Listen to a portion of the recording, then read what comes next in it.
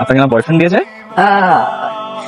ইয়ে ও একটু দেশের বাইরে গেছে, বিজনেস ট্রিপ আর কি, বুঝলেন? তো আপনি এখানে কি করেন? আপনার জন্য অপেক্ষা করছিলাম। আমার জন্য অপেক্ষা করছেন মানে? আপনি নীলার নাম্বার আমাকে দিবে বলেছিলেন না, কই নাম্বার দেন। এক্স এর নাম্বার দিয়ে কি করবেন? কথা বলবো, রাগ ভাঙাবো। ও, নীলাকে এখন অনেক ভালোবাসেন তাই না?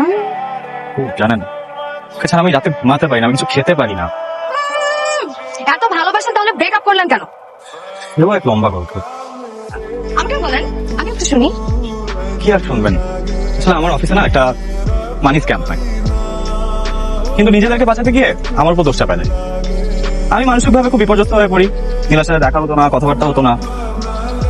হঠাৎ একদিন দেখি ও আমার এক ক্লোজ বন্ধুর সাথে রিক্সা করে ঘুরছে। খোঁজ নিয়ে জানতে পারি যে শুধু আমার বন্ধুই না, ও অনেকের সাথে এরকম সম্পর্ক।